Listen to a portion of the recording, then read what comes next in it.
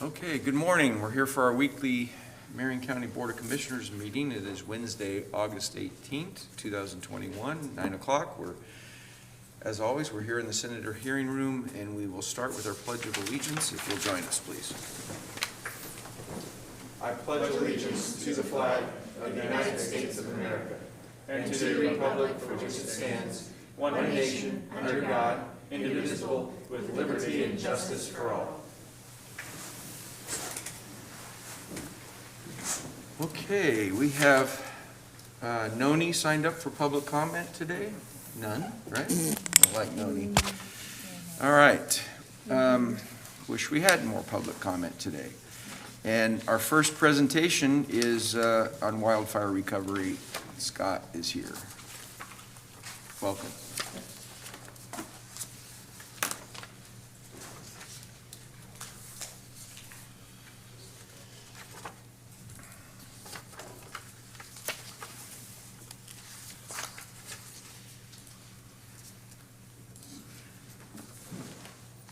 Thank you. Scott McClure, Long-Term Disaster Recovery Manager.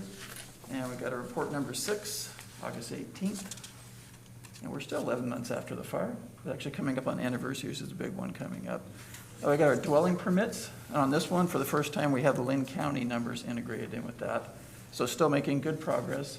Mill City had 11. Those were on the Marion County side. And then Gates 35, the Detroit 55, unincorporated Marion had 117, then unincorporated Linn County was 19, so 237. About a third of the homes are already back, within less than a year. Then septics, a little bit ahead of the curve on that. Folks get their septics taken care of first. So Gates 44, Detroit 91, unincorporated Marion County 150, and then total 318 on that. So about 46% there on the septics. And then property cleanup continues. On the properties themselves, we're getting really close to about half of the cleanup done. Hazard tree removal, same thing. They picked up a little bit, so they're about at the halfway mark too. And then just some things going on with our county-led projects. The financial needs analysis, they've shifted into working with Gates on their 20 and 21 numbers, getting the software system updated, starting to reconcile numbers so they can kind of head toward audits. Communications and outreach, we're working on the communications outreach plan. And they've actually got a draft website set up for Gates. It looks really nice. They need to just populate some more figures, and hopefully that'll be rolled out pretty soon, greatly helping Gates' ability to get out information to their citizens. Economic impact opportunity analysis, we got a work plan. One thing we're going to work on is actually trajectories. It's actually a concept in there, is that we're going to set up some basic paths of either like no action, if no one did anything, what would happen? Kind of getting them back to where it was before, and then potentially even kind of a third curve would be a preferred if you actually took some aggressive actions at this point and really tried to look into the future and maybe even make the areas better as you come back. Their main work they're doing right now is getting that pre-fire economic baseline, so they'll figure out what it was, start moving into kind of what the impact is right now, then start working forward. Housing, a lot of efforts. We had those 3 key projects we're working with the state on. The state has requested a lot of information, requesting us to drill down deeper and deeper on getting into site work, project costs, engineering, how they'd be managed over time. Still working very closely with them. I have a meeting on Friday to check in on that. Really great one, a group called Christian Aid Ministries. They're coming shortly. They're actually going to build 10 houses for folks that lost their homes. So the basic process is you find a person, you partner them with the group, you bring the materials, and the key thing is you have to bring the materials, get your permits, get everything in order. They're just there to build. And so that's been a good process. The long-term recovery group has jumped in, figured out processes for permit coordination, helping line up volunteers in some cases, working directly with the aid ministries, figuring out where to house them when their folks are actually here. They'll be based pretty much out of the Gates Community Church. We got about 4 permits are actually done, 6 are in process, and so they'll be working on foundations hopefully in a few weeks. They're looking to get that going. There's also potentially some other groups that are out there, but that's a nice project, just kind of getting to the point where a person comes and need help, and there's different ways, different people that can help them. And it's just getting everything connected and getting those people over the hump so they can actually get back in the house. On the health impact assessment, they're kind of confirming data sources. looking at contacts for local information. I toured with them last week, sat them down with the director of the SIP program. That's going to be a primary source of information, had a really good discussion there. Getting that basic level, and then that was good for them to actually see the real physical impact up in the canyon. And then on the visioning strategic plans, the group is working on their first community survey and looking at ways to get the survey out to Gates and Detroit residents. That's complicated. Like I said, in the case of Gates, it doesn't have an outreach, doesn't have a Facebook page, anything. So we're looking at some different ways to get the word out there. One we're potentially going to use is kind of as an opt-in is actually a SIT has agreed to help us by sending notes out to the residents, just saying, hey, there's a survey available. Can you take this? In some cases there, it might be getting to certain residents that just are more tuned in, like to social media and can help out, get information. One that we found out from a meeting we had last week was interesting is our COG noted that previously folks didn't really look at a lot of land use notices. It just kind of like was mundane, but now almost anything they receive from the city they look at. So it might be going old school and actually just going direct mailing on some of these things. And some other things going on. FEMA support, we have a new resource, someone who's actually from the Salem area. We need to coordinate with them, see what they can do to help us out. The disaster case managers working out of SIT, they actually got some more people in there, so they're getting the workloads down to reasonable levels now. They also previously had a hold on taking new folks because they were too overloaded. They're actually starting to plug those people in now to get those processed. Emergency Management Department setting up a new wildfire recovery mitigation group. A lot of state agencies have been doing that. We've had people assigned there, but they apparently now really bundled that into a new work group. I developed a chronology of county's response to the Beachy Creek Lions Head fires, used that for the meeting we had last week with the state. And the meeting last week with the state was very interesting. We actually had all the consultants, anybody working with the effort, COG, and then basically all the state agencies that are supporting us. Just listening to what's going on, where are the coordination points, what's the goal of each of the projects. Really valuable meeting. A couple things that came out was because we had a kind of a compressed approach to doing all these studies, there's a lot of overlaps. So making sure those things sequence and they time right has been helpful. I'm wheeling back and forth, making sure that if I hear a tidbit, I get it to the other consultant, dovetail there. Our economic study and the visioning studies are so tight that we've actually got them meeting actually every other week so they can make sure that they tie in. One thing that was talked about there was potentially you could end up talking to the same person twice. And like an example, it could be like a local business. One person could ask them broad questions about their vision of the future, and then the economic firm might be saying, how's your business doing? And so in some cases, if we can coordinate those, we can tighten things up a little bit. But a lot of coordination on that work going forward, but I think that was a good meeting. We're going to have a couple more of those just to make sure that everything's in alignment. But keeping everything going with everything in parallels, it's a little bit of a challenge, but we'll get there. And with that, happy to answer any questions. Question? Yeah, I don't have any questions. I just want to add that the Christian Aid Ministries project has been something that our team here in the county has lifted. The LTRG has been a participant for sure, but thanks to Matt Lawyer and Brian Nicholas and the Public Works team, these 10 homes are in fact going to happen right now. And I just publicly want to say that Marion County has stepped up in magnitudes for this recovery, and we have some of the foremost experts in Marion County, specifically in Public Works, on what recovery looks like. And I couldn't be more impressed with the fact that we learned of the challenges in these CAM homes that came to us just about 3 weeks ago.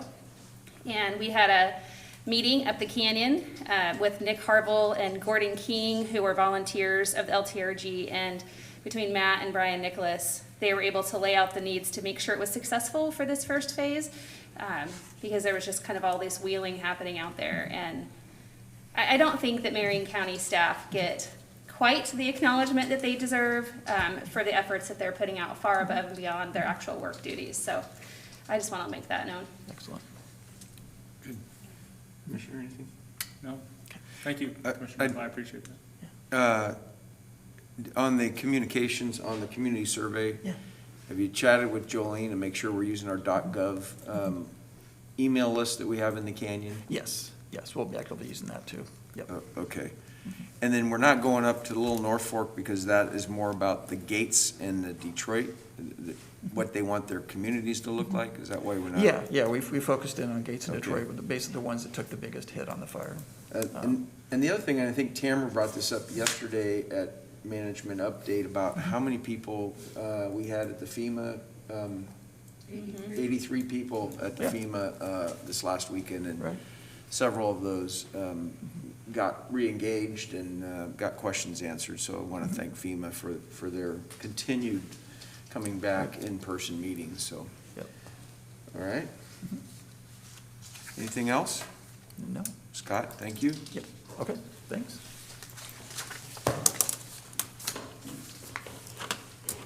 We will move on to our consent calendar.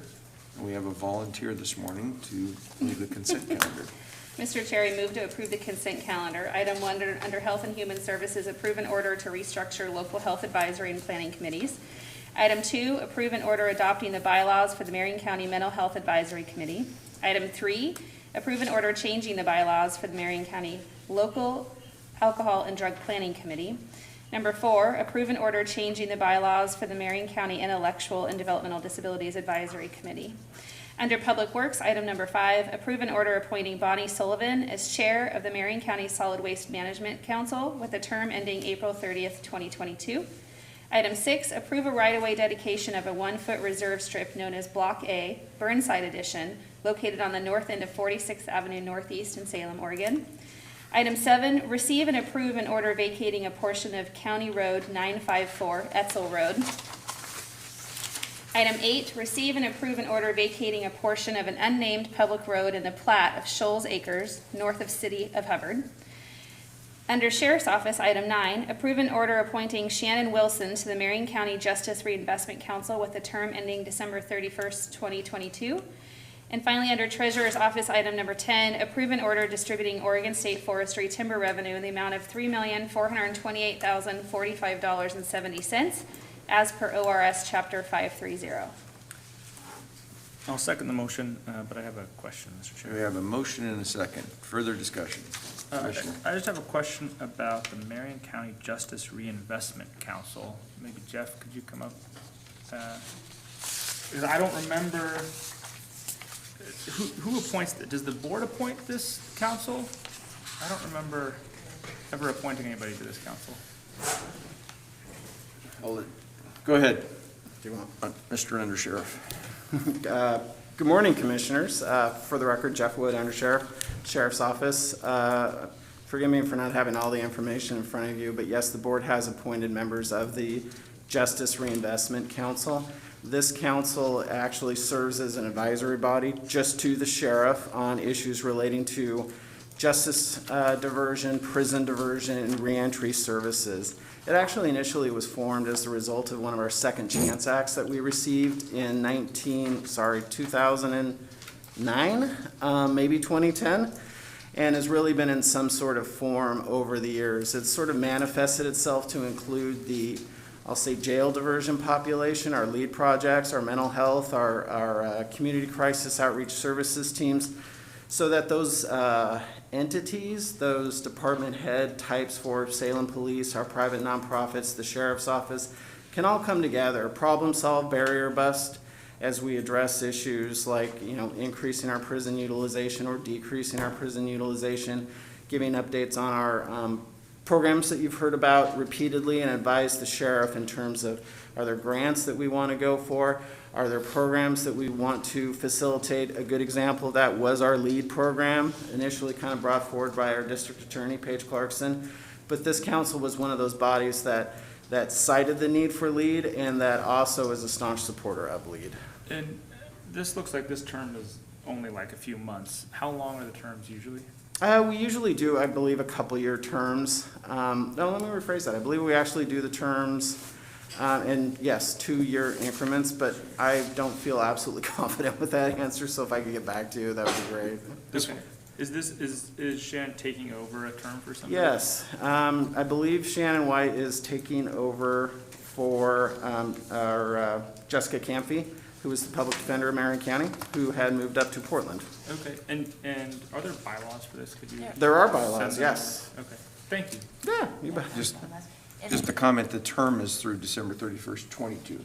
I saw that. So it's but a year. It's not sorry, yeah. Yeah, It's not 2 years.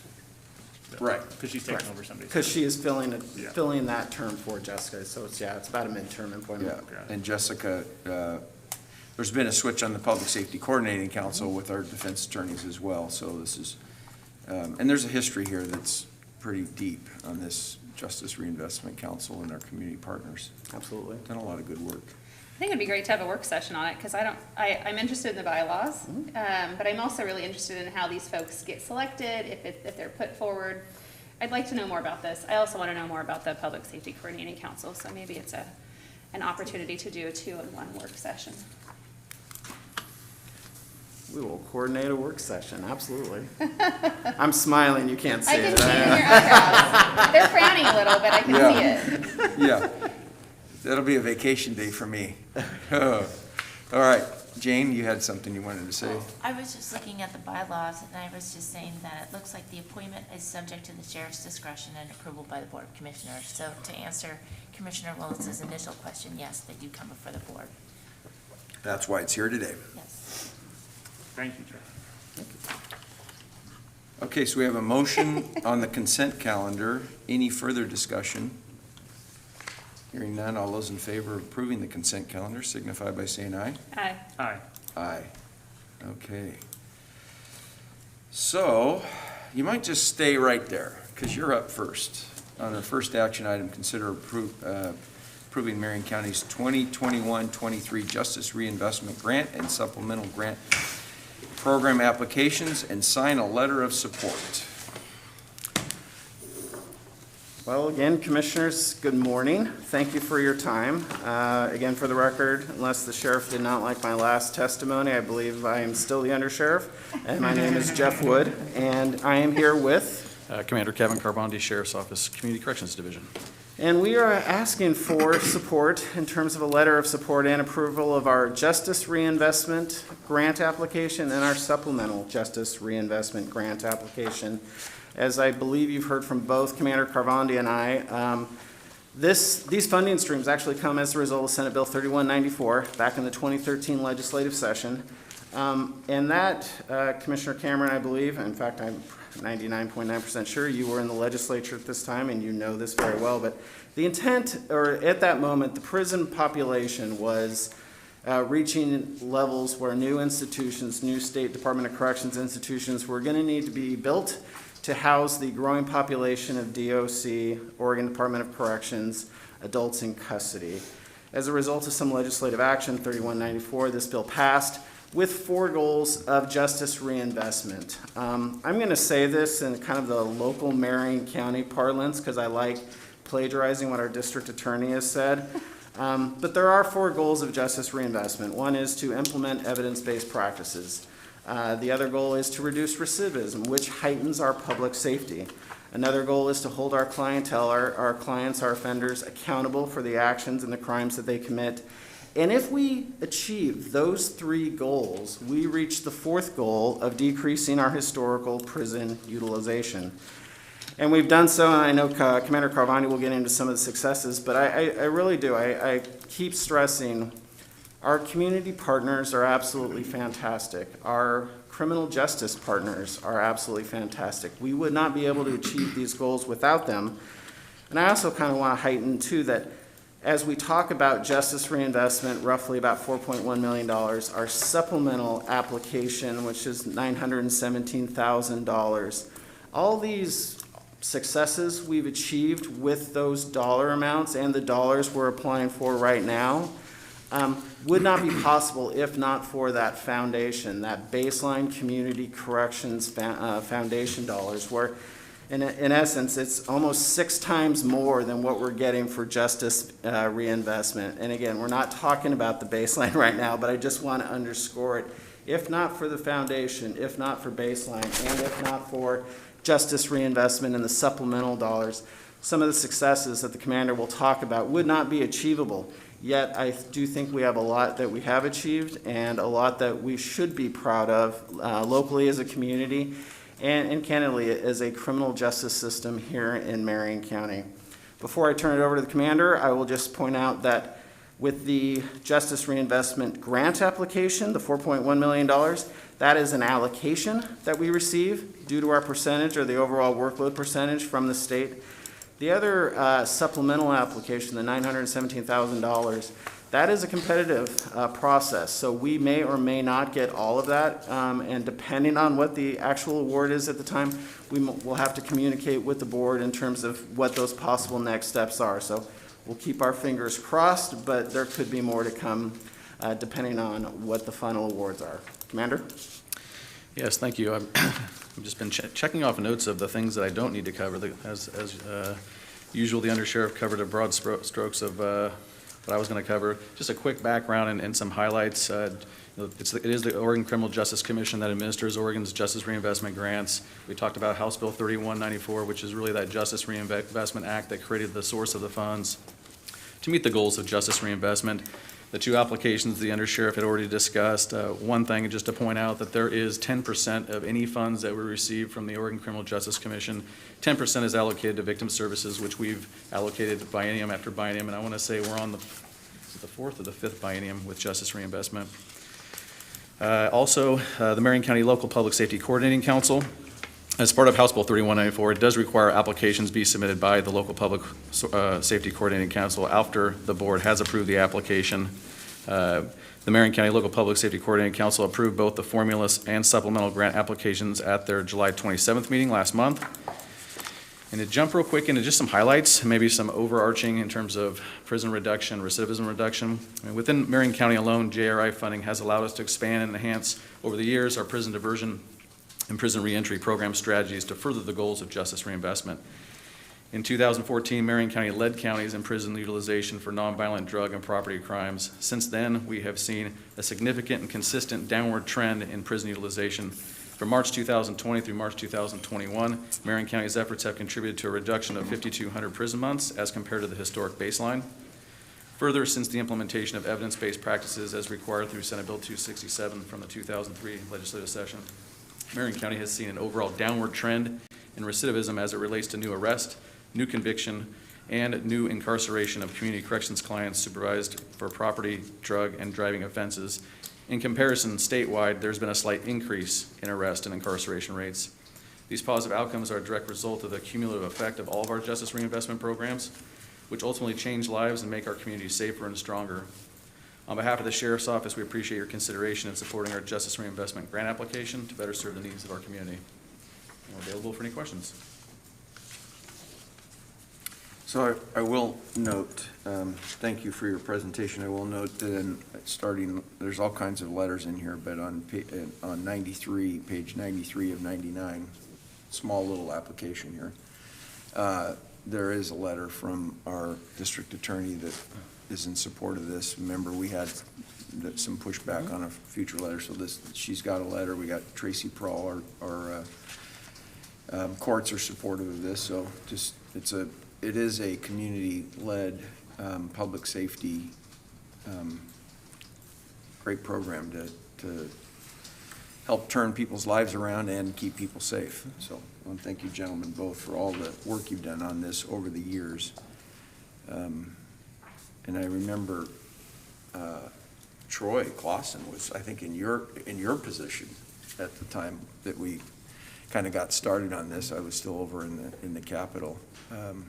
And it's been a lot of work over a long period of time, and I think the results speak for themselves that are cited in all these letters, so thank you very much. Any questions for Commander or Undersheriff about this? No, I think I would just echo what the Undersheriff said, which is the first three pillars lead to the fourth pillar. And that was what the district attorney said, and it's true that this program, it's not decreasing utilization of prison without regards to the crimes that have been committed or without regards to the victims who have been hurt. That this really is meant to enhance public safety, and if you're able to reduce recidivism, if you're able to enhance public safety, and if you're able to hold offenders accountable, the natural consequence of that is you'll get a lower prison population, because you'll be doing a better job of public safety in the community. And so I just want to reiterate that. I know you said that, Under Sheriff, I appreciate that. I just want to reiterate that this program is not an attempt to release people from prison who committed heinous crimes. This is an attempt to keep our community safer by committing to best practices.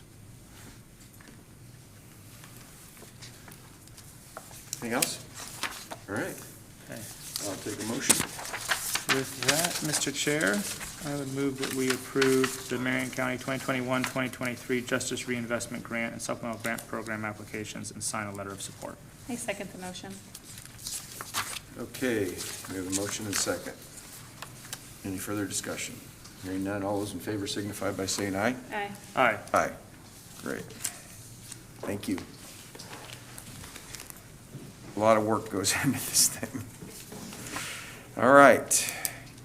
Under Business Services, our next action item, consider approval of purchase order under the OMNIA Partners Cooperative Purchasing Agreement with Garland DBS, Inc. in the amount of $786,866 to provide project coordination and site manager of the Marion County Jail G-Pod roof replacement project through June 30th, 2022. Terry, welcome. Thank you. Good morning. For the record, Terry Stoner, Facilities Manager. I'm here with Wesley Miller, our Project Coordinator. We're here to ask for the permission to get a contract with Garland Group to replace the roofing and the jail for the G-Pod, F and G. These would be the last two roofs on the jail that haven't been replaced since the beginning. So the rest of the jail we replaced a couple of years ago. This would be the last ones. By doing this, it'll bring us up to date, so it should last for several years, 30 years hopefully, after this. So that's what we're asking for, to get the contract with Garland to do. Okay. Wesley, Yeah. welcome. So, good morning. Just introduce yourself for the record. Yeah, it's Wesley Miller, Project Coordinator for Marion County. I wanted to give a little brief summary of the G area and the F. So we want to use the G-Pod. We want to open it up. We're doing multiple renovations of it. You know, we're going to work on the HVAC and the roofing. The roofing is potentially a longer lifespan roof than it is, but because it was not the best roof type for what we had, it is a ballasted roof that has river rock on top of rubber, which is a great roof longevity if you're not walking on it and doing lots of maintenance. But as the equipment's gotten older, there's no walk path, so you tend to walk the same line, you try to go around, but as the equipment's failed, we've had to, more and more traffic on it. So it's starting to leak, and it requires a certain process with the Firestone rubber roof and a certain cement and things like that, and moving the gravel. So what we would like to do is get that upgraded prior to our HVAC project that's coming up, and make sure that when we open G-Pod, it's ready and there's, no leaks and no issues. With this system, with using the Garland proposal, they're more of a PMGC, Project Management General Contractor, in that they're kind of an owner rep between the contractor. They're a general, and then they have a sub of Aero Roofing, which is a local roofing company in Portland. And we went through the bid process. We did a pre-bid walkthrough, got their recommendations. We went through the scope, verified it's what we need for future longevity versus the type of roof is there. We went ahead and with them, they do the bid process kind of like the past one with like the marble. They use local, even though it's a cooperative with a different contract. We use local contractors, same local bid process. One of the benefits with them is it's a not to exceed bid price, and it has a limit on what the line item is in there, where a typical quote doesn't give you that good breakdown of actual each material that they're using.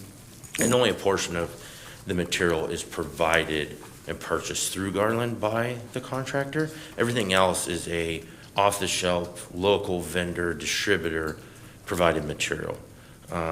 So what we'd like to propose is to utilize this, the Garland company for this project. As we have more and more projects, this really helps the county make sure we have an all-encompassing turnkey project. Garland provides a 30-year, no-cost limit, bumper-to-bumper, essentially, warranty on their roofs. So 29 years, 11 months, call them and say, hey, this thing's failed here, they're coming out. Not just parts, or material. If we would go through a typical invitation to bid and we just directly hired a roofing company, we would have to hire roofing and a sheet metal roofing company. So we'd have multiple subs. Then we start talking warranty. They give a 1-year warranty, labor, maybe longer on the material. So we feel as though it's in the county's best interest financially and the process of the project and the quality to go with this proposal. Great. Any questions? So, yeah, just a comment, looking at Jan, this was in our CPI budget that we approved this year. So this is something we budgeted for. I guess a question, this last roof, if it was in 96, it's been 25 years. And not that I need to get into the details, but is there gonna be a walkway on this one, or is this the type of roof you don't need to put a walkway because of the type of design to get up and do maintenance on equipment? Actually has a designated walk path material made for that. Okay. And so this part of the scope is they will provide walk paths from the access ladders. There's 2 different parts that you would access it. And they provide the walk paths to it and around it for that exact reason. Great. Which is huge. Okay. I don't have any questions. Thanks for answering all of them before I had to ask. Yeah, I was gonna say the same thing. I tried. I really appreciate the detailed explanation. Yeah. Nice Hey, I job. mean, you put the plug in there for the local thing, which is exactly what I was gonna ask. How Yeah. are we keeping taxpayers' dollars local in my Yeah. community? Yeah, That's what we're trying to do, even though, we use a cooperative, it's still local competitive. So, good. Yeah, thanks for that. Yeah. Okay. All right. Sure, I'll take a motion then. Mr. Chair, I move to approve the purchase order under Omnia Partners Cooperative Purchasing Agreement with Garland DBS Inc. in the amount of $700,866 to provide project coordination and site management of the Marion County Jail G-Pod roof replacement project through June 30, 2022. I second the motion, and I really appreciate the attention to detail. you're welcome. Thank you guys for your time. We had a motion and a second. Any further discussion? Hearing none, all those in favor signify by saying aye. Aye. Aye. Aye. Great.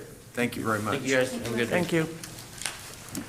Okay, our next item is under Public Works. Consider approval of an intergovernment agreement with the Oregon Military Department Office of Emergency Management for the county to receive a soft-sided mass casualty incident support trailer through the state preparedness and incident response grant.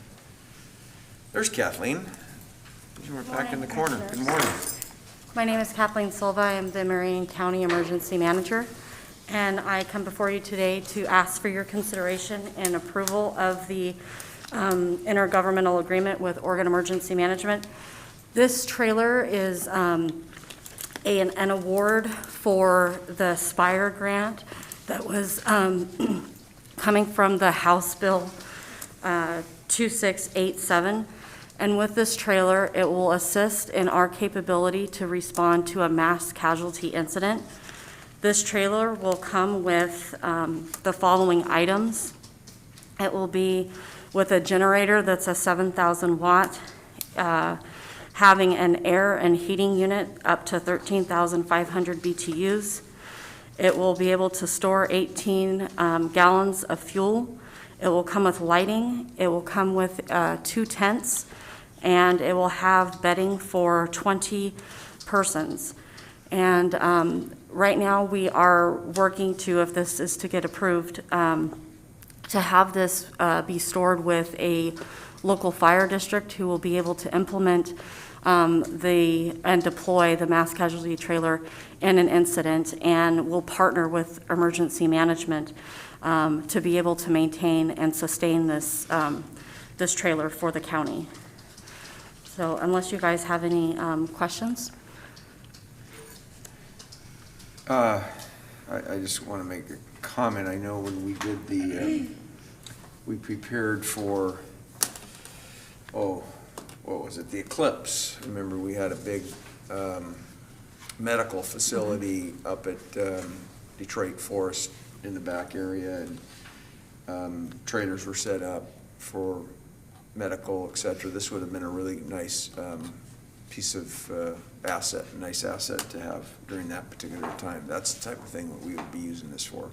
Absolutely. Where we were predicting a whole bunch of people in the canyon, and we didn't know how we were going to get them out of there, if there was injuries, et cetera. So that was a good thing. My question would be, that it's a grant. It says that the state retains ownership. And I was trying to find how long we are responsible for maintenance and cost. It said tires and et cetera. I couldn't find that. Is So this it would be indefinite, for as long as we have the equipment, we would be required to maintain and sustain it. What this also means is that if the state had a incident in another part of, the area, then this unit could be deployed to assist. It would be a mutual aid. So there are other units that will be granted to other counties that requested them, and so they would look at the assets that they had available and where the incident transpired, and if we were not having it deployed for our own use, they would ask that we deploy it to another incident to support that, that community. So we would be responsible for the maintenance and sustainment as long as we have it. And in the contract, it goes into if we were no longer to maintain or sustain it, it would go back to the state. Yeah, I see that. Okay. So we could give it back if it was too costly or not being used. Right. But one of the reasons that emergency management's wanting to partner with a fire district is so that this asset is not sitting in a parking lot collecting dust. It's actually going to be something that if they need it and they decide that it needs to be deployed, they have it readily available to go ahead and do that. And so it would be a partnership with the district and Marion County Emergency Management. Yeah. So that it's utilized. It'd be great to, once we get it someplace, it'd be great to observe a practice, session for something like this. It'd be good. Questions? No, I just want to echo what you said, after the last 2 years, I think we want all the resources we can get in the case of an emergency, So I think this is a good thing to have at our disposal. We good? No, I have a question. yeah. What is the cost to the county for this? Did you say it? Because I didn't hear it and I don't see it anywhere in here. So it would be to just the maintenance and sustainability, and what we're looking at would be tires, so every couple years to have the tires replaced. We also have it on our fleet schedule through fleet to have it looked at every year annually, and so we pay an hourly rate to have it looked at for safety to make sure everything is working order. And so that would be at the cost of emergency management, or with the partnering agency, we're also looking at that, since they would be deploying it. So it would be under $500, we're thinking, annually to be able to maintain and sustain. And that's aside from any supplies that would be deployed and need to be replenished.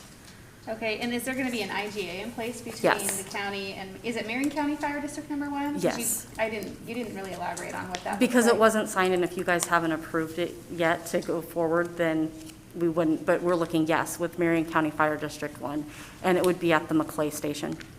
And so in that partnership agreement, is there going to be some language that states if they're utilizing it for practices and damage occurs, it's their expense? Yes.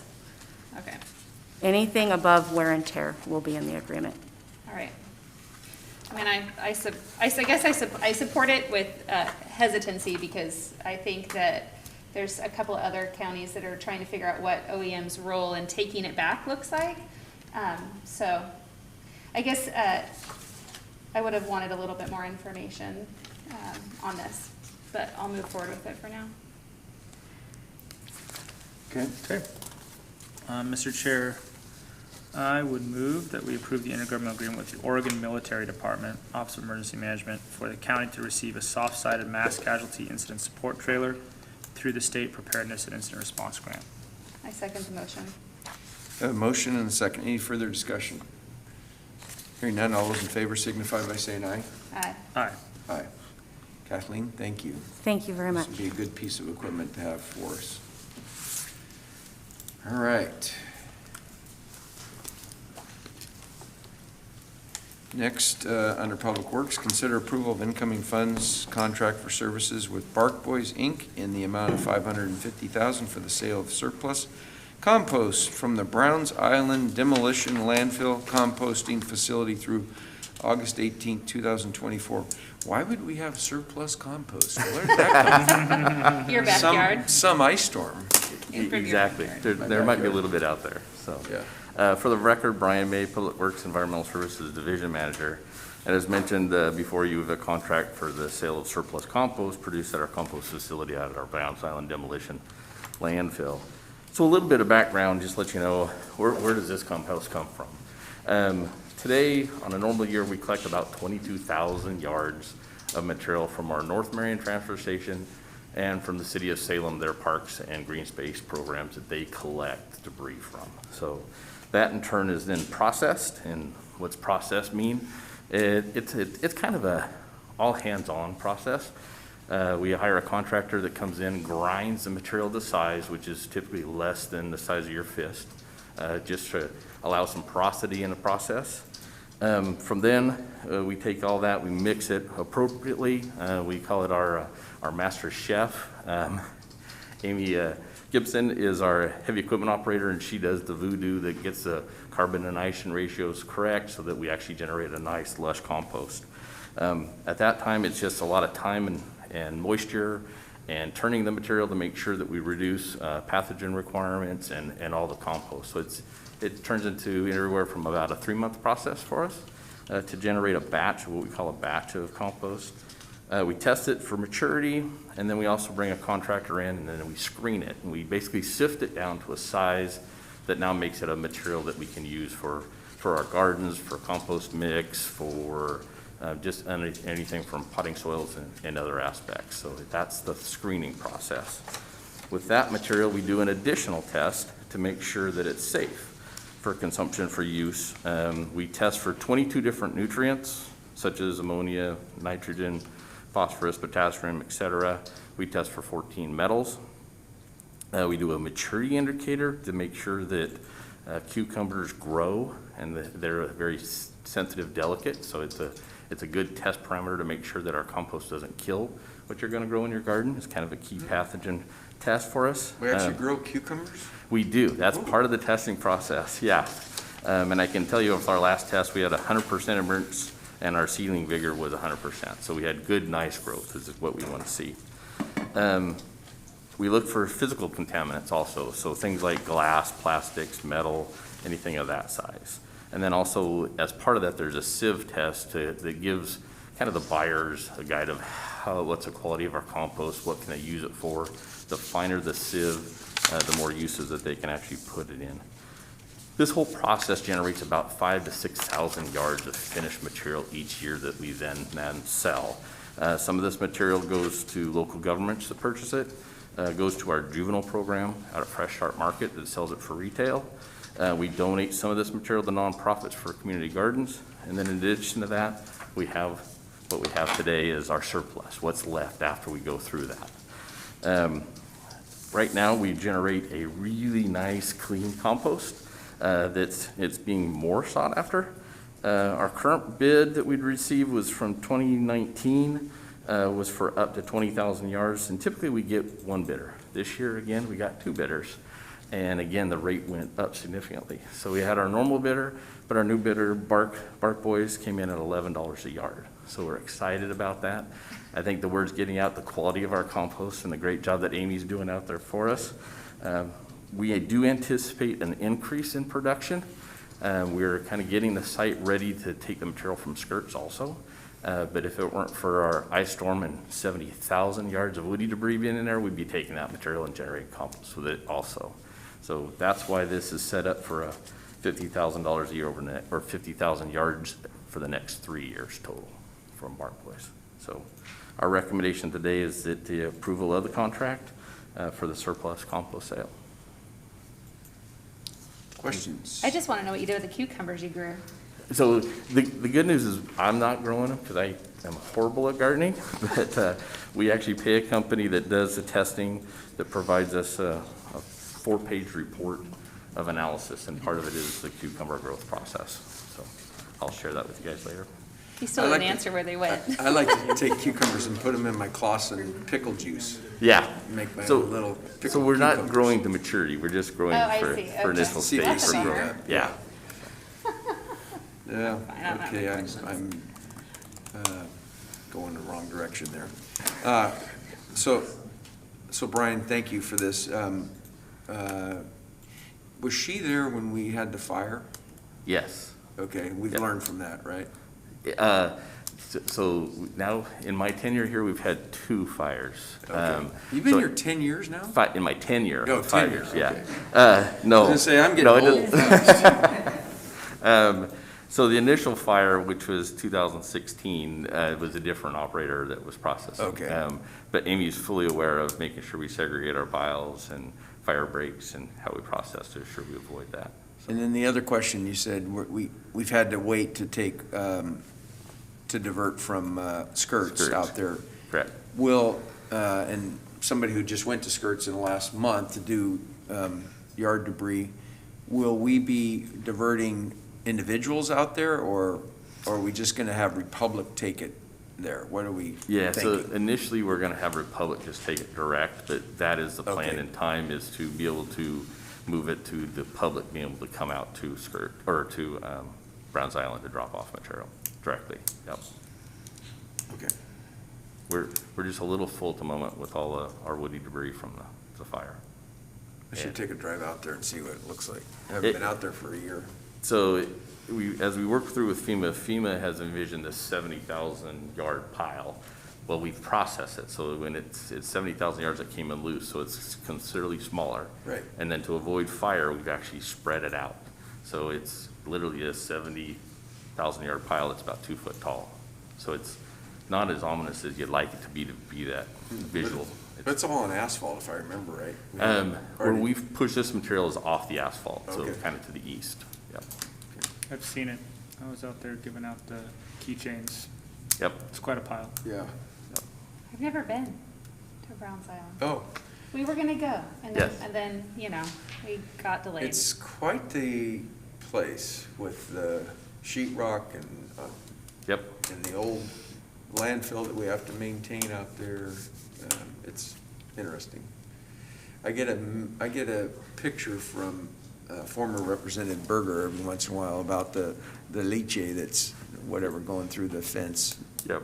Yeah, we've had some ugly looking stuff come out of there. Yeah, so as part of the compost operation, the water that's collected, and again, you think of the fines that are black in nature and everything else, it actually goes out into kind of our greenway area outside our fence as part of our treatment, and we clean out material up and recompost it. And it doesn't look pretty, but it's pretty inert. Yeah. Okay. Okay. Mr. Chair, I move to approve the incoming funds contract for services with Bark Boys, Inc. and the amount of $550,000 for the sale of surplus compost from the Browns Island Demolition Landfill Composting Facility through August 18th, 2024. I'll second the motion. Got a motion and a second. Any further discussion? Hearing none, all those in favor signify by saying aye. Aye. Aye. Aye. All right. Thank you much. Thank you, Can we get a Brian. presentation on this? I'm super glad. All right, so our next item, consider approval of an intergovernmental agreement with the Oregon Department of Transportation for the Interstate 5 from Kubler Boulevard to Delaney Road widening project through August 18th, 2041. Let me see, how old will it? Woof. We can talk about that. That's just a, That's 20 years from now, right? It's just a formality, Let's see. right? My We've talked- dad's 88, he God, I drives hope it doesn't take Uber. 20 years. Maybe No, no, it's just part of a federal, it's one of I the federal mentioned rules. this at a meeting yesterday, where I was like, you become a commissioner and you vote to build a new road, and then you realize it's gonna take you a decade to see it. Go right ahead, introduce Okay. yourself. and give us For our the short- record, Lonnie Radke, County Engineer. Good morning, Commissioners, Jan, Jane, and Brenda.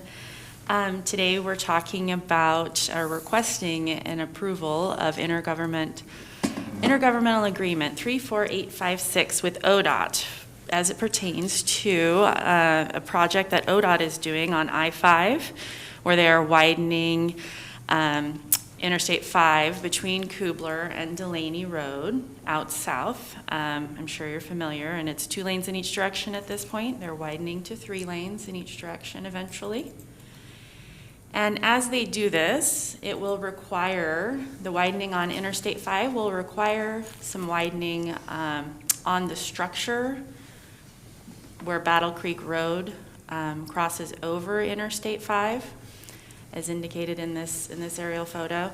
They are, as you can see, it's at this angle, this skew, and as they widen it, they would like to straighten out the structure to be perpendicular to Interstate 5, which would change the alignment of county roads, Battle Creek Road, and then the intersection at WILDFIRE Road. This intersection would be moved up here to accommodate the new structure. Marion County Public Works has been working with ODOT and their team on alternative selection. There's been a few different alternatives to consider. And this is the proposal, the preferred alternative. As I was saying, the existing structure crosses at an angle, and the proposed would be to cross perpendicular to Interstate 5. Battle Creek Road would be realigned as such, with WILDFIRE coming in to this 3-leg intersection here. As you can see, this impacts a few of the properties. I think there's about 6 that it impacts, 3 a little bit more significantly than the others. There's this property, and then this property that it impacts the most with Battle Creek Road realignment. And one of the main goals for Marion County working with the ODOT team is to ensure with the alternatives that we are limiting the impacts to the property owners as much as possible. So we're confident in the different alternatives that we've considered, that this is the best alternative as far as minimizing those impacts. And we've also been working with the property owner here to ensure they understand the need, and that we've really limited as much as possible, and to determine what their needs are so that their needs are met through the process with ODOT. Ultimately, ODOT is responsible for the right-of-way acquisition and all of the aspects of the project for that matter. But we find our main role is really working with the property owners to ensure that their needs are being met. The IGA itself outlines the responsibilities, and again, ODOT is responsible for all the project costs, and that includes the right-of-way acquisitions and the stormwater facility maintenance ongoing. So right now, we're just asking for approval of the IGA to proceed with the project. Questions? I want to just thank you for all the work that you've done working with the property owners to minimize the impact on them, because we had a work session on this, and it was clear that you guys have worked really, really, really hard to help those folks that this is going to impact. So thank you for that. Thank you.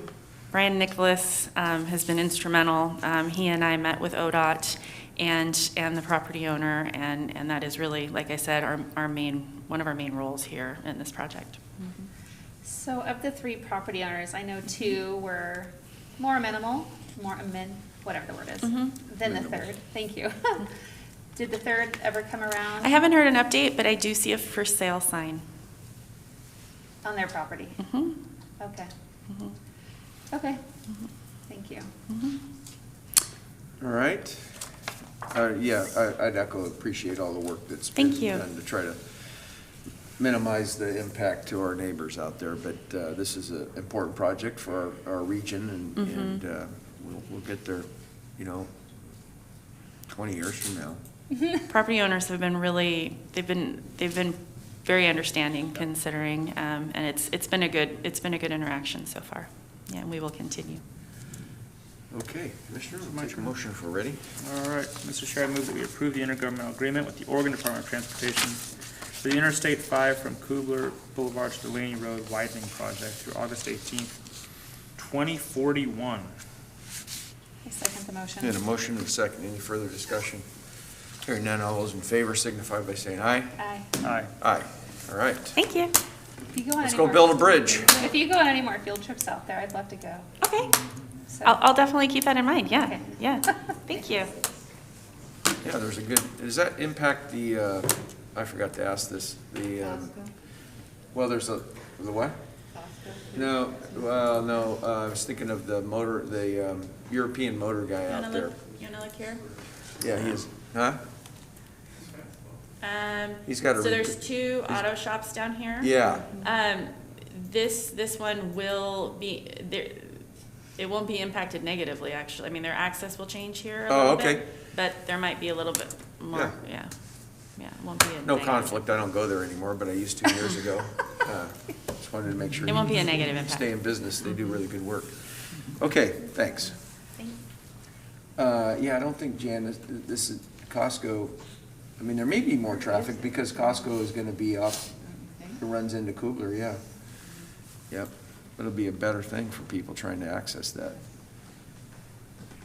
And then, the other thing that I think this will tie into is at Delaney and Battle Creek, where that intersection is supposed to be redone too. So these are all good projects for that particular area of Marion County, rural area out there.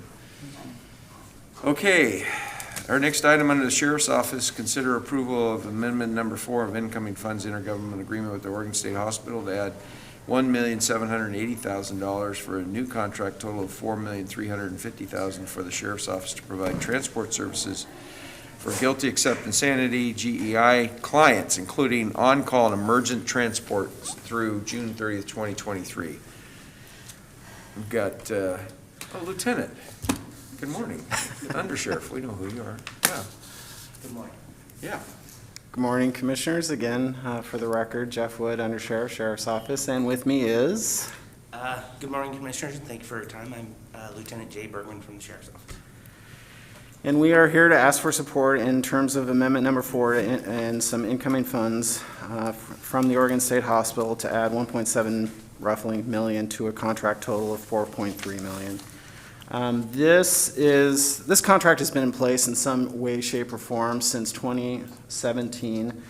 We've been providing these services to the state hospital for some time with various amendment approvals from the board. I will say, if you remember, not that you should, it was an unremarkable speech by me, but when we did our budget presentation, I did mention this contract in terms of some concerns that I had in terms of whether or not we would be continuing this service with the Oregon State Hospital. I may have even verbalized some skeptical beliefs that we would continue this, but that said, I have underestimated Lieutenant Bergman's ability to negotiate with the state hospital, and hence here we are today to ask for a contract approval. As mentioned, this does provide for emergency and on-call services to provide transports to and from the Oregon State Hospital. This applies to our the ORS 161360, otherwise known as those who are unable to aid and assist in their defense, as well as the ORS 161327 and 328 populations, the guilty except for insanity at both the felony and the misdemeanor level. And for the remainder, I'll turn it over to Lieutenant Bergman. Okay, good morning again. This contract will basically extend the previous contract through June 30th of 2023. It adds, as the undersheriff said, about 1.78 million to that contract. It also adds a third part-time on-call, I'm sorry, not part-time, on-call position. Currently, this contract is the responsibility of our Judicial Security Unit, overseen by Sergeant Moquin. It provides for 2 full-time deputies scheduled from 7:30 to 5:30 Monday through Friday, and then now 3 on-call deputies from 5:30 p.m. to 7:30 a.m. Monday through Friday, and then 24 hours a day on Saturday and Sunday. Currently, we are providing roughly 80 to 90 transport services per month. And as the undersheriff said, these are for patients from the Oregon State Hospital that don't have the ability to leave the hospital without restraints. And with that, I'll take questions. I'm just curious what the undersheriff referred to as negotiating skills. What did you negotiate that's better and makes him happy to sign this? Makes us happy to sign it, I think is. Well, he signed it first. I haven't said I was gonna sign it yet. Fair enough. We've been in negotiations with the hospital for about the last 6 months on this contract, and they've had some changes in personnel in that time, which made it a little difficult to get to a final product. The difference for us is the total money in the contract. If you looked at the budget numbers from the years past, they're quite a bit smaller than they are. The reason for that now is there have been quite a few more on-call transports that have happened. Traditionally, we've billed somewhere between $50,000 and $60,000 a month for those services, and the last number I saw for 2020 was over $120,000 for that month's services. So there's been a big increase in demand. And in that, the third on-call position to help take up that work and kind of spread that workload over our deputies in that unit. Got it, okay. Great.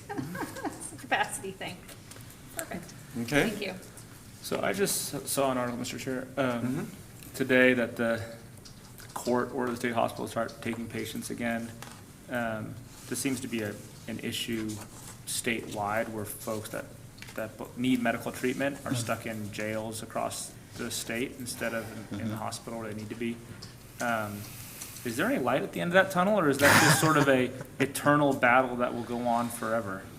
Good question, Commissioner. I will say it is a statewide issue. It does continue. It is ongoing. I believe the Oregon State Hospital is primarily focusing on that 370 population, the unable to aid and assist.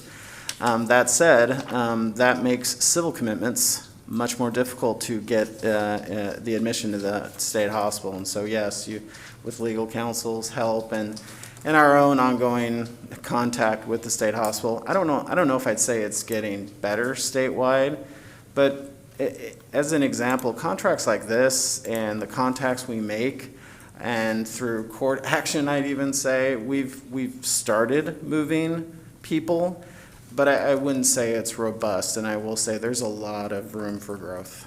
Yeah. Okay. Well, thank you for your work on that. That's an area of frustration for me. Agreed. All right.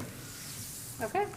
Mr. Chair, I move to approve amendment number 4 of the incoming funds intergovernmental agreement, the Oregon State Hospital, to add $1,780,000 for a new contract total of $4,350,000 for the Sheriff's Office to provide transport services for guilty except for insanity clients, including on-call and emergent transports through June 30th, 2023. I'll second the motion. We have a motion and a second. Any further discussion? Lieutenant Hunter's not here. Did you guys switch places, or? We did about 10 or 11 months ago. Well, that's how far I'm behind, huh? I try to stay over across the street. But please give Lieutenant Hunter a hard time. Yeah, where is he? Is he? He's back in patrol? he's overseeing our detectives right now, Okay. working directly for Commander Stutrud. Okay, cool. All right, we have a motion and a second. Any further discussion? Hearing none, all those in favor signify by saying aye. Aye. Aye. Aye. Okay, thank you, gentlemen. Thank you.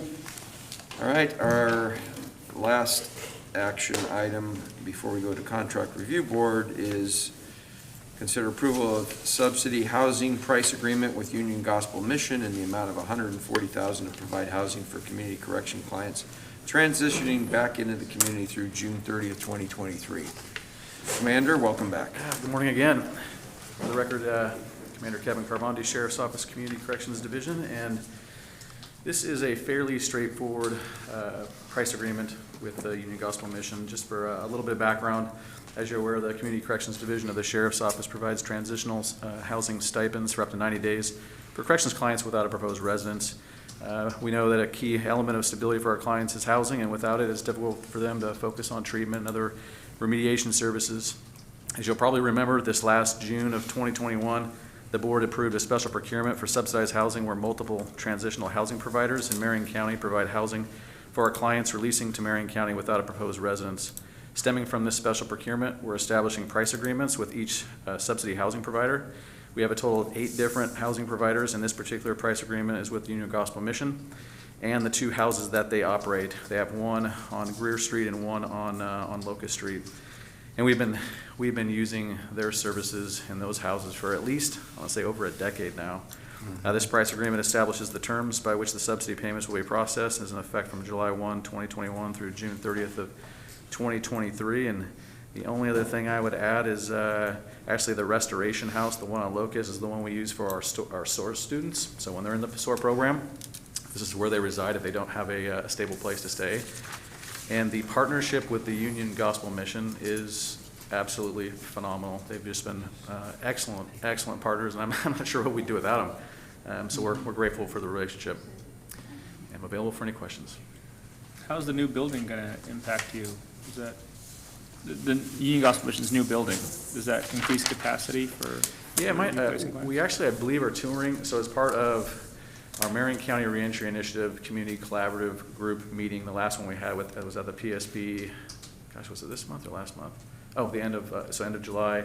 The next meeting, we're trying to rotate in terms of our meetings, kind of that meet to learn concept, and so the next one's at the UGM and to tour the new facility in September. And so my understanding, to answer your question, is I believe it's 100 extra beds is my understanding of from old facility to new facility. What I'm more excited about too is just the programming and the services that they offer in that beautiful building. So I'm excited to learn and get educated.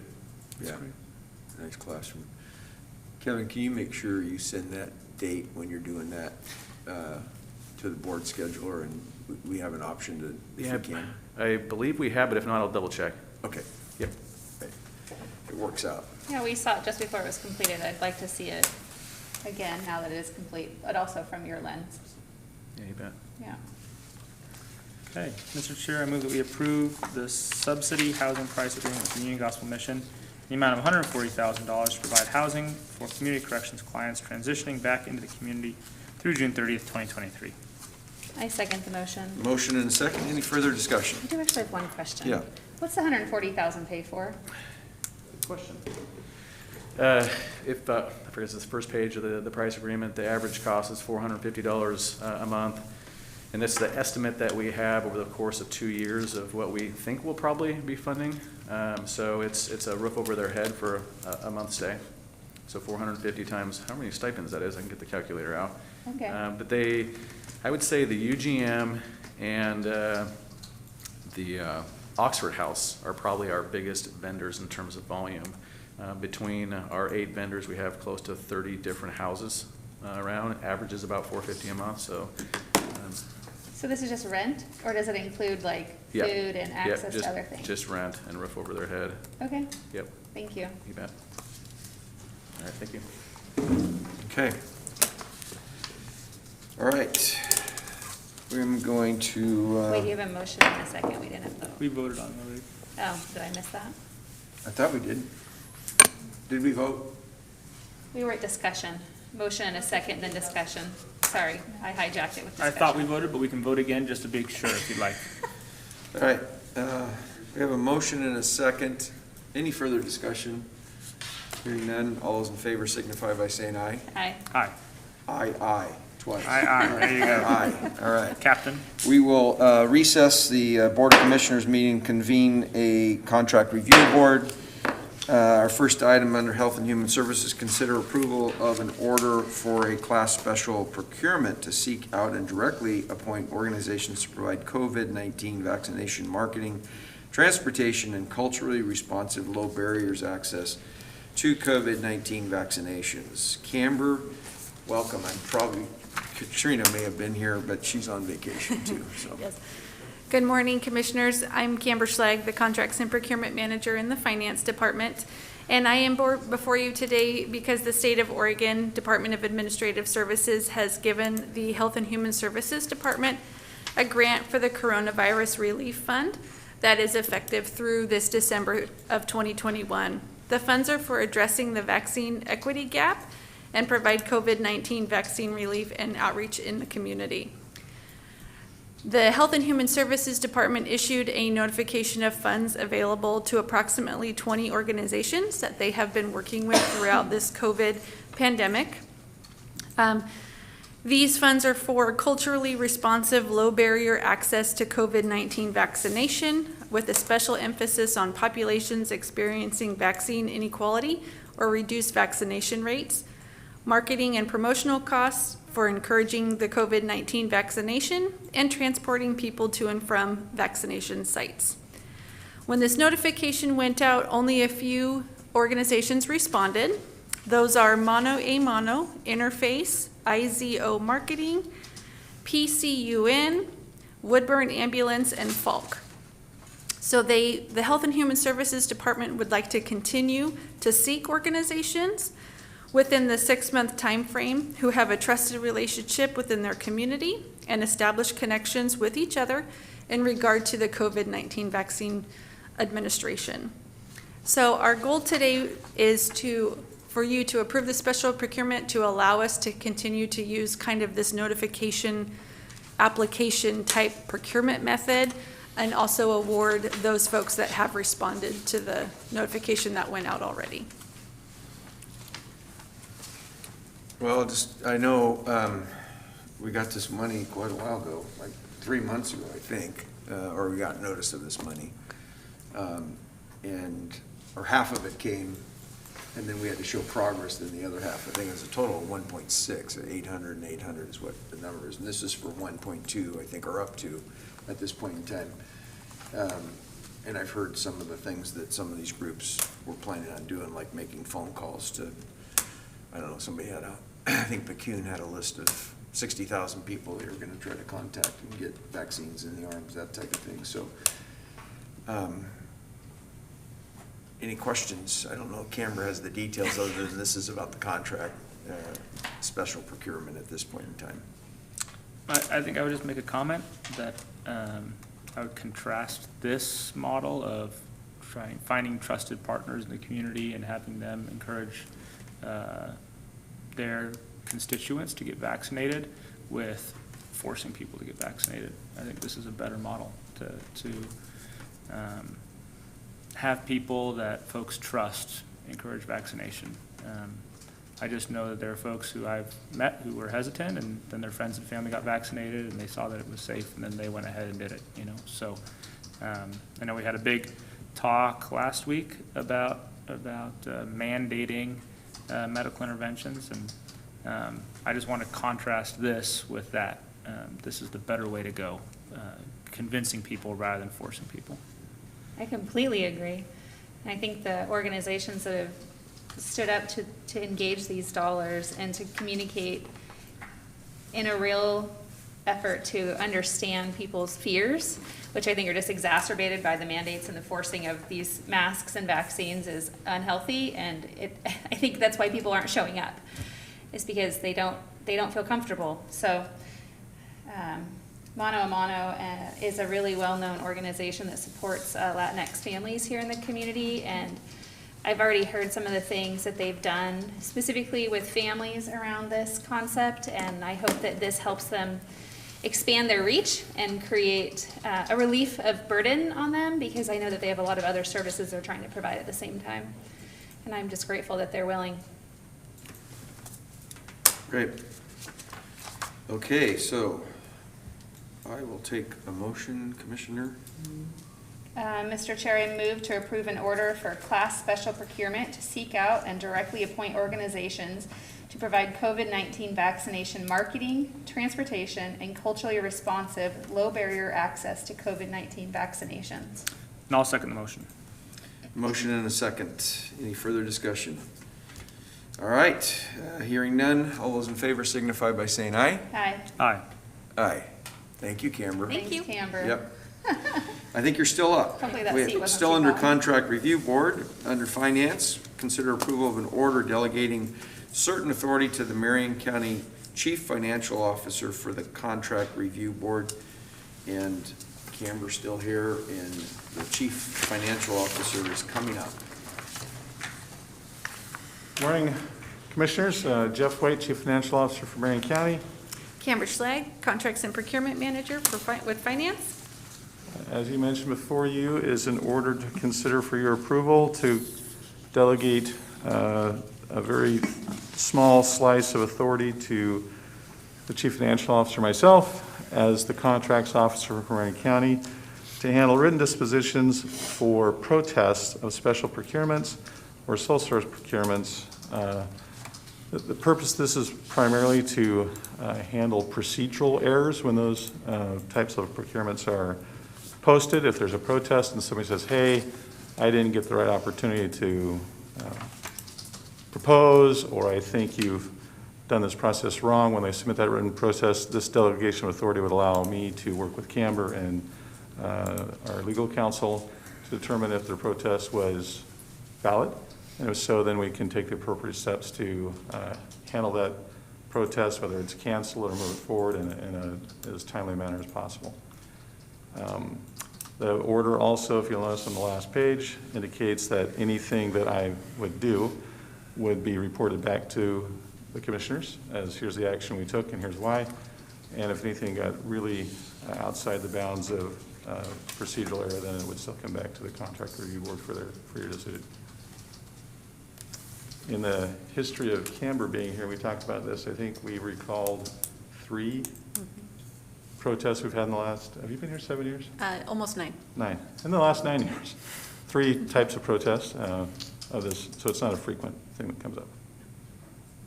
Great. Well, we heard about this, so we know. Yep. Appreciate you, when it does happen, being able to make it efficient process. Okay. Mr. Chair, I move that we approve an order delegating certain authority to the Marion County Chief Financial Officer for the Contract Review Board. I second the motion. Got a motion and second. Any further discussion? Hearing none. All those in favor signify by saying aye. Aye. Aye. Okay, great. That motion passes, and we will adjourn our Contract Review Board and go back to our Board of Commissioners meeting. Thank you, Commissioner. Thank you. And we have an updated calendar. I got it. Okay. Got it, Mr. Chair, and I can read it if you would like. Yep, this is an old one. Okay, today is August 18th. We just completed our board session. Tomorrow, Thursday, August 19th at 8 in the morning, we have a Salem, Marion County meeting located at the Sassy Onion. That's 1244 State Street in Salem. Tomorrow, Thursday, August 19th at 9 in the morning, we have a work session, which is an economic development update, located in the Commissioner's Boardroom. That's the 5th floor of this building, 555 Court Street Northeast in Salem. Tomorrow, Thursday, August 19th at 1 in the afternoon, we have a Health and Human Services Policy Meeting located in the Commissioner's Boardroom. Again, that's the 5th floor of this building. And then on Thursday at 1:30 in the afternoon, August 19th, we have a Board of Commissioners Chief Administrative Officer meeting with an executive session if needed pursuant to ORS 192.660 2A, B, D, E, F, H, I, located in the Commissioner's Boardroom on the 5th floor of this building. On Thursday, August 19th at 3 in the afternoon, we have tea with the Commissioners located in the Commissioner's Boardroom. That's the 5th floor of this building. And then on Tuesday, August 24th at 8:30 in the morning, we have a work session, which is a public safety quarterly update located in the Commissioner's Boardroom on the 5th floor of this building. And then Tuesday, August 24th at 1:30 in the afternoon, we have a work session regarding intellectual and developmental disabilities funding changes located in the Commissioner's Boardroom on the 5th floor of this building. On Tuesday, August 24th at 3 in the afternoon, we have a Health and Human Services Policy Meeting located in the Commissioner's Boardroom on the 5th floor of this building. Then on Wednesday, August 25th at 9 in the morning, we have a board session located in the Senator Hearing Room. That's the 1st floor of this building, 555 Court Street Northeast in Salem. And then on Wednesday, August 25th at 1:15 in the afternoon, we have a Board of Commissioner Chief Administrative Officer meeting with an executive session if needed pursuant to ORS 192.660 2A, B, D, E, F, H, I, located in the Commissioner's Boardroom on the 5th floor of this building. And then on Wednesday, August 25th at 4 in the afternoon, we have a FEMA briefing for local officials located in the Commissioner's Boardroom on the 5th floor of this building.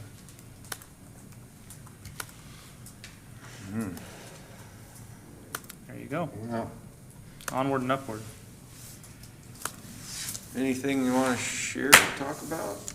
Well, I just want to make note, it was in the presentation this morning, we are close to 50% of the septic permits submitted Yeah. for the houses that burned in the canyon. I just think that's a really big milestone, that we're going to be, very shortly here, 50% of those homes are going to be on their way to being rebuilt. And I think we should really celebrate that, because that's a testament to all the hard work that our team has done over the last year, basically. And I know there are places that have been fire impacted that still don't have a home rebuilt, so we're lucky to have made the progress that we've had.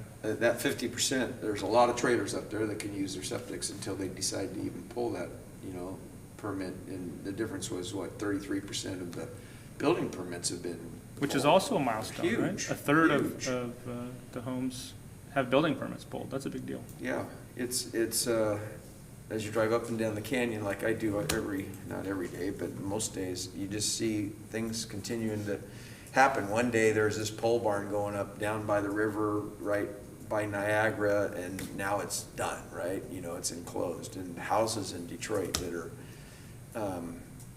being framed and done. It's coming back. But then on the other hand, when I think I shared this, I drove home Monday night.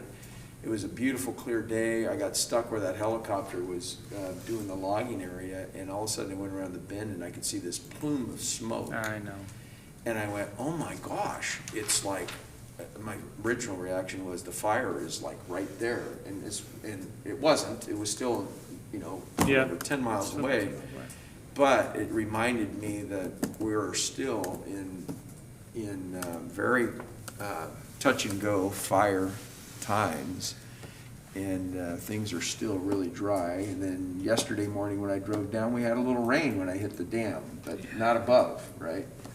Well, thank God for the weather and the cooler weather. But I'm still frustrated. I know the local Forest Service folks are good people, but I just feel like the fire policy from the Forest Service is not what it needs to be. I mean, this is 2 summers in a row, and I realize this is now sort of indicative just of the policy of allowing, national forests to burn for a while. I think we need to have a broader conversation statewide and nationally about whether that's really the right way to manage our federal forests, because I don't think it is, and I think it endangers our communities. I agree. I did put the boat in this weekend. Even though the lake's low, huh? Yeah, I had to use the winter ramp, and it was funny to watch some people, because when they were pulling their boats out, the ramp's really wide, but one side has concrete on it, and the rest of it's gravel. And if they didn't have 4-wheel drive, they were just in the gravel. Oof. And I helped a couple people with their boats Sunday night getting them out. We got them out Sunday night, but yeah, we anchor buoyed it down in front of David Davis and Tracy's place down there. And yeah, let's leave it in there for the weekend. It was cool. So some people are still recreating up there. I'm gonna do it again this weekend. I'll see you there. Oh, good. All right. Okay, anything else? Just for the record, we had 193 down from 300 and whatever it was yesterday, so, and 9 people went to the hospital. We have 56 currently from Marion County in the hospital, just for that update. That's up 30 from where it was 2 weeks ago at 26, so. All right, we will adjourn.